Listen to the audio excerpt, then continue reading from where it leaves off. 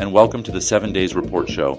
I'm your host, Vasilios Nikolaos Vitsilogiannis. Your reliable source of information is here every weekend at 12 and 21. We delve into the past week's major news and bring you all the information. Our show starts right now.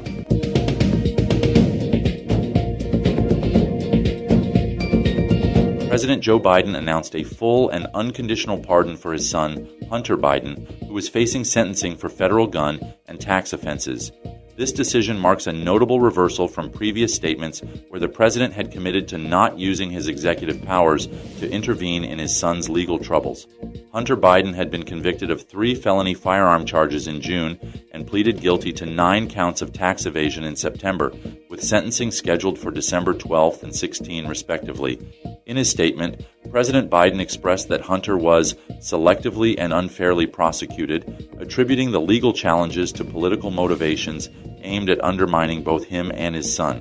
He stated, "I have faith in the justice system, yet I am convinced that political motives have tainted this process," emphasizing that Hunter's case was treated differently compared to others facing similar charges. The pardon covers any federal crimes committed by Hunter between January 1st, 2014 and December 1st, 2024.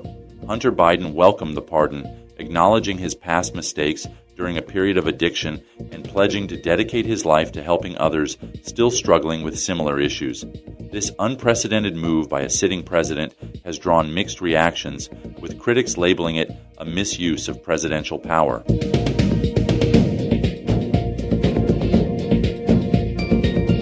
In a dramatic turn of events, South Korean lawmakers have defied President Yoon Suk-yeol's declaration of emergency martial law, which he announced in a late-night address on December 3, 2024. Yoon justified the move as necessary to protect the nation from anti-state elements and threats posed by North Korea's communist regime. He accused opposition parties of paralyzing governance and sympathizing with North Korea, claiming that the opposition-controlled parliament had become a den of legislative dictatorship. As tensions escalated, large crowds gathered outside the National Assembly in Seoul, protesting against the martial law declaration. Demonstrators clashed with police, chanting slogans such as "No to martial law" and "Strike down dictatorship." In response to the unrest, opposition leader Lee Jae-myung labeled Yoon's actions as illegal and unconstitutional, asserting that the National Assembly would work to overturn the martial law. Despite Yoon's attempt to consolidate power amid declining approval ratings, his decision has sparked widespread backlash and further political discord. The situation remains fluid as both sides prepare for escalating confrontations in the coming days.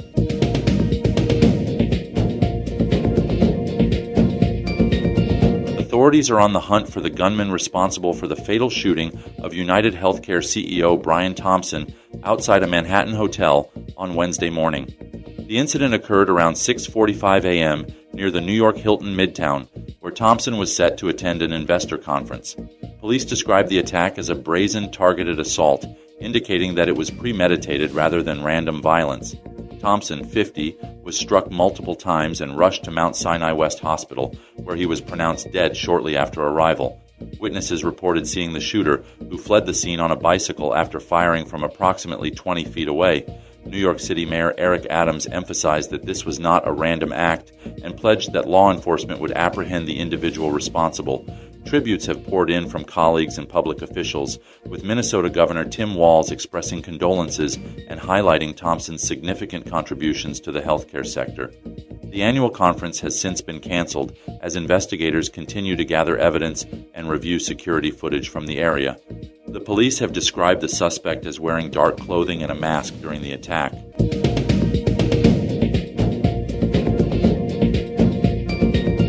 Qatar has announced its decision to pause mediation efforts in the ongoing ceasefire talks between Israel and Hamas, citing a lack of commitment from both parties to engage in meaningful negotiations. The Qatari Foreign Ministry stated that it would resume its role only when both sides demonstrate genuine willingness to negotiate. This suspension follows a series of stalled discussions aimed at reaching a ceasefire and facilitating the release of hostages held by Hamas since the conflict escalated in October 2023. In a significant shift, Qatar has also decided to close Hamas's political office in Doha, a move reportedly influenced by U.S. pressure for Qatar to distance itself from the militant group. This closure marks a departure from Qatar's long-standing role as a haven for Hamas leaders, which has been pivotal in facilitating indirect communications between Hamas and Western nations. The decision comes amid increasing frustration from U.S. officials regarding Hamas's repeated rejections of ceasefire proposals, which has led to speculation about the future of Hamas leadership in Qatar. As the situation evolves, Qatar remains open to resuming its mediation role if both parties demonstrate a commitment to ending hostilities and addressing humanitarian concerns.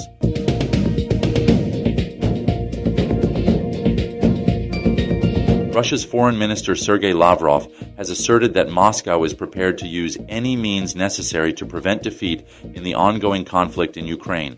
In a recent statement, Lavrov emphasized that Russia's military capabilities, including its hypersonic missile systems, are integral to its strategy as Ukrainian forces continue to make territorial gains. He highlighted the recent deployment of the Oreshnik missile in Dnipro, which President Vladimir Putin described as a test of an invulnerable weapon. Lavrov's remarks come amid reports of significant Russian casualties, with estimates indicating an average of over 1,500 personnel lost daily in November alone. This escalation in losses has raised concerns about the sustainability of Russia's military efforts in Ukraine. The minister also criticized Ukraine for rejecting previous peace negotiations, suggesting that its refusal has forfeited opportunities for maintaining territorial integrity. He warned Western nations against underestimating Russia's resolve, stating that the Kremlin has established red lines that should not be crossed. Lavrov's statements reflect a broader strategy aimed at reinforcing Russia's military posture while signaling to the West that any further escalation could provoke a strong response from Moscow.